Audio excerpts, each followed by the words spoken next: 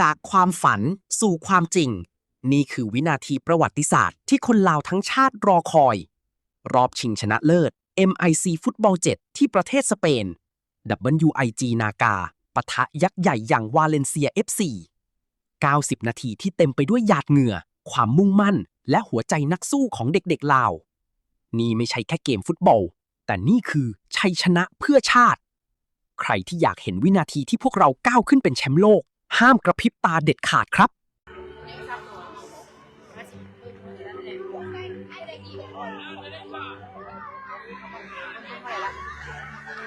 1,200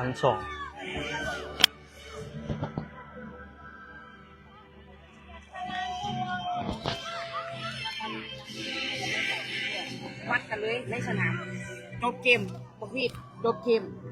ไปเวียนผู้แพ้ในสนามโอเคบ่ทุกคนต้องลุยไว้ช่วยกันไว้กองหลังอ่ะไม่เป็นไรก้อนหลังเลยช่วยกันเลยเดี๋ยวนี้เลยช่วยกันเลยช่วยกันเลยช่วยกันเลยเย้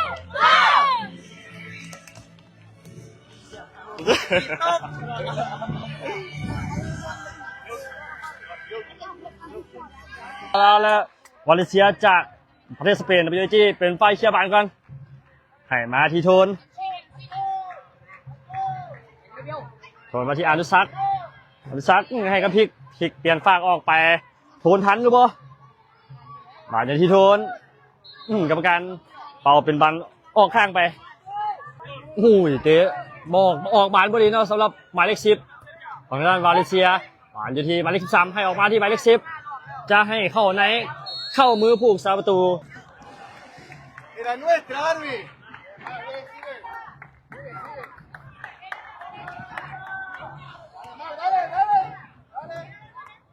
ขึ้นมายังเชียร์ขึ้นได้สำหรับพุ่มยาวขึ้นมายังบานยังคู่ชิงหน้าประตูไว้เชียร์ขึ้นหน้าไปยังบุคคลขีดอันตรายไหนมงเชียร์ออกมาบานที่โทนจะไปได้หรือเปล่าโทนล้มลงไปกรรมการบอกว่าจะเลยกลับคืนหลังไปที่ผู้เล่นของทางด้านวาเลนเซียผู้รักษาประตูให้ขึ้นมาที่หมายเลข4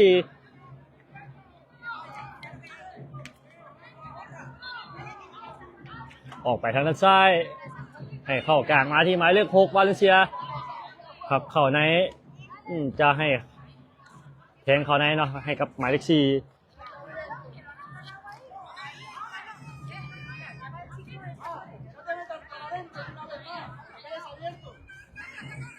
ออกมาที่หมายเลข6ให้มาที่หมายเลข14โอ้โหบัวทันลากเข้ามาจะให้ออกข้างให้ออกมาทางปีกขวายังบ่ยิงตัดสินใจหมายเลข14ยิงเข้ามือผู้รักษาประตูโอ้โหเป๊ปซี่ยังซอย WIG บ่เสียประตูแล้วแต่ยาวขึ้นไปยังบ่พันผู้เล่นของทางด้านวาเลนเซียหมายเลข10เอาบาเลข14เอาบาลงได้ลากเข้าในยังบ่พันทางด้านพลิกเอาบาลขึ้นไปส่วนกลับแล้วนะ WIG ไปที่ทวนยิงเป็นประตู WIG ประกาศให้สัญญาณเริ่มเกมการแข่งขันบาลอยู่ที่ผู้เล่นของวาเลนเซียให้ขึ้นไปที่หมายเลข4กัปตันทีมให้ออกไปที่ทางซ้ายจะให้เขาในดูว่าแนวเมืองมูแล้วให้เข้ากลางมายังบ่พันกล้วยให้บาลกันบ่ดีเนาะที่หมายเลข6ให้มาที่หมายเลข14วาเลนเซียตบเข่าในยังบุพานพลิกดักบานได้ไว้ทันเนาะมาอยู่ที่โทนหมายเลข2สุดโทนโอ้ยให้บอมีไผ่เปิดยาวขึ้นมายังบุพานกล้วยผู้ลินผู้ลินวาเลนเซียยังได้บานอยู่ถือโทนจิ้มไว้ได้ทันก่อนผู้ลินวาเลนเซียยังได้บานอยู่อธิบายเลข4โอ้โหจะโยนยาวเนาะแต่ติดผู้ลินของ WIGโทนปั๊มบานมาได้บานอยู่ที่อนุสักลากยาวขึ้นไปให้มาที่โทนโอ้โหแกบานบุรีเนาะอนุสักฉึกเฉียบทางหลังหน่อยนึง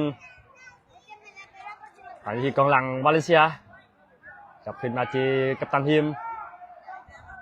สูงยาวเนาะสำหรับหมายเลข4กัปตันทีมของวาเลนเซียแหมมุมแล้วจันโยนเลยวะยังบ่ให้ลากขึ้นมาแนมหูยังให้ไผ่บ่ได้เนาะสำหรับหมายเลข4ออกมาทางด้านซ้าย แนมเข้าหามูหมายเลข10จับขึ้นหลังไปบานอยู่ที่โทนโทนตัดบานได้ถ้าโทนแงกจังหวะหนึ่งให้มาจะให้หรือว่ายังบุพานหมายเลข4แต่ยังได้อยู่โทนถือหมายเลข4จิ้มออกหลังไปเนี่ยเบิ่งมูแล้วแต่ยังให้บ่ได้จะโยนมาเข้ามือผู้รักษาประตูเป๊ปซี่ให้มาที่นายไปได้หรือเปล่านายอยากจังหวะหนึ่งยังโมผ่านหมายเลข10ยังปั๊มบานกันเยอะหมายเลข10ยอดบานมาได้มันยืนผู้ดินของวาเลนเซียให้ขึ้นหลังไปหมายเลข4ออกไปทางด้านซ้ายกลับขึ้นมาจะให้ได้หรือว่าเข้ากลางมาหมายเลข10พาออกไปที่ด้านซ้ายข้อบานกันสวยงามเนาะสำหรับวาเลนเซียเปิดเข้ามาที่ประตูยังถึกจิ้มมาได้เนาะสำหรับกล้วยมาลุ้นกันเปิดยังมา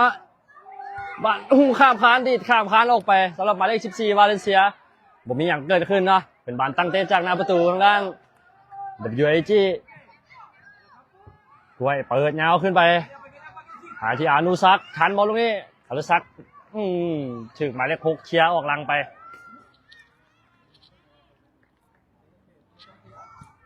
เป็นบานเตะมุมของเอาให้เราเป็นบานทุ่มเนาะเป็นบานออกข้างไปทางมาให้ที่ผู้รักษาประตูวาเลนเซียเปิดยาวขึ้นมายังบ่ผ่านนายปาที่พีกบานยังคุกคิดที่เดียนกลางยังเชียร์กันไม่ได้แล้วมาที่หมายเลข10ไต่อันขึ้นไปผู้เล่นของ WAG สัญญาขึ้นมาโหนให้ยาวบานเดียวผู้รักษาประตูบานที่อนุซักยิงติดเซฟผู้รักษาประตูยังนำเซฟได้เนาะสำหรับผู้รักษาประตูของด้านวาเลนเซีย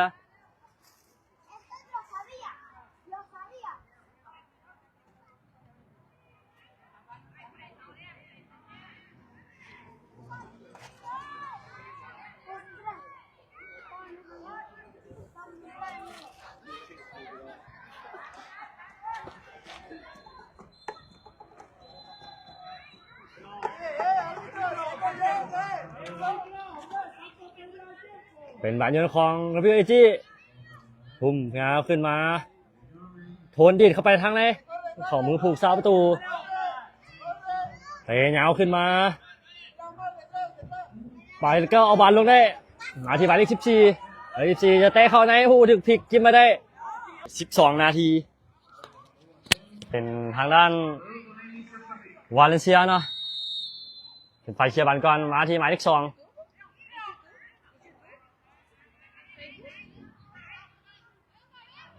มาที่ด้านซ้ายหมายเลข3มาที่ทันวา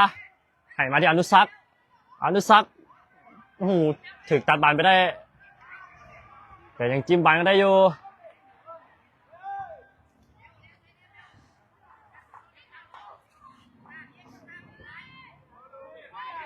มาที่หมายเลข3วาเลนเซียเปลี่ยนฝากออกไปยังบ่ผ่านนายเสียขึ้นมาอนุซักโมมีไผบานอยู่ที่ผู้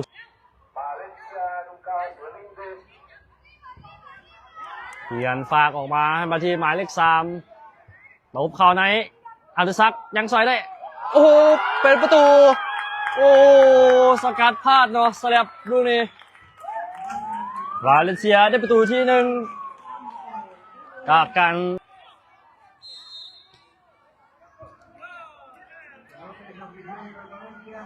ออกไปทางด้านซ้ายบานอยู่ที่นายอยากจังหวะหนึ่งกลับคืนหลังไปติดกล้วย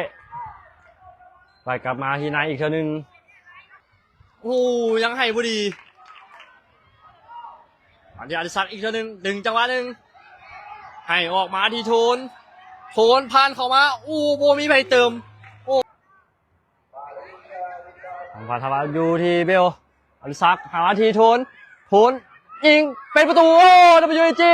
ได้ประตูที่2จากการยิงของหมายเลข2โทนมาแล้วWAG 2เนาะโทน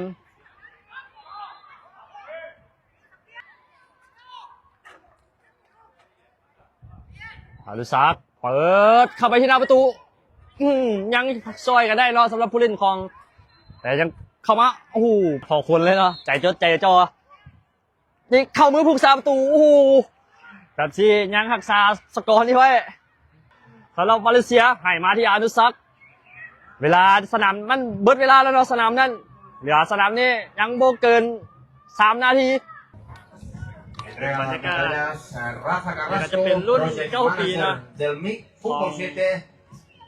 y Gemma Balañá, regidora de deportes del Ayuntamiento de Cambrils.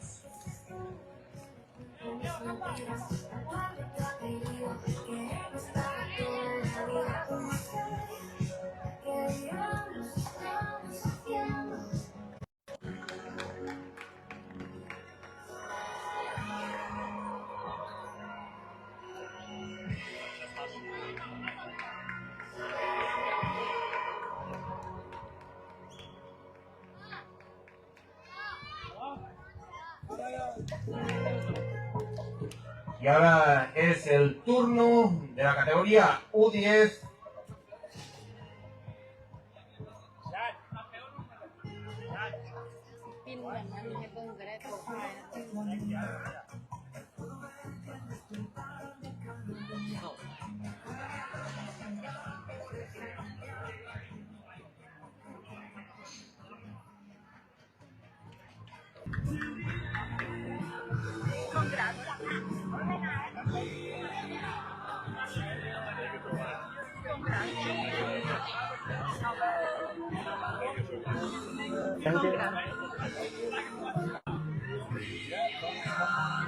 Yeah, but the 50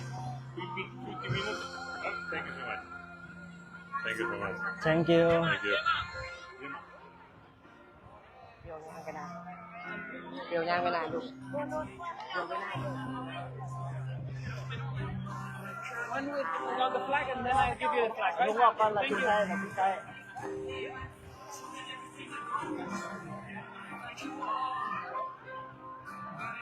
Entrega la Copa de Campeones. Gemma Balañá, regidora de Sports del Ayuntamiento de Cambrils.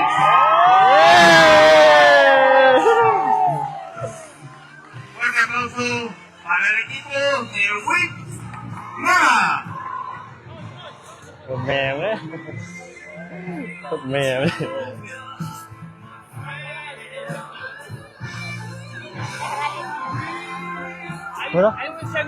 โอเคไม่จะไหนกันโอเคจะไหนแม่ก็ไม่ได้เลย และนี่คือแชมป์ WIG Naga พิสูจน์ให้คนทั้งโลกเห็นแล้วว่า เด็กลาวทำได้ 2-1 เหนือยักษ์ใหญ่สเปน ขอบคุณทุกแรงสนับสนุนจากคนลาวทั่วโลกที่ส่งพลังใจมาให้น้องๆจนถึงถ้วยแชมป์ใบนี้ วันนี้พญานาคน้อยของเรากลายเป็นฮีโร่ของพวกเราทุกคนแล้ว พี่น้องครับ ใครที่ภูมิใจในตัวน้องๆช่วยกันคอมเมนต์คำว่าแชมป์ลาวให้ถล่มทลายเพื่อเป็นเกียรติให้กับความทุ่มเทของเด็กๆกันหน่อยครับ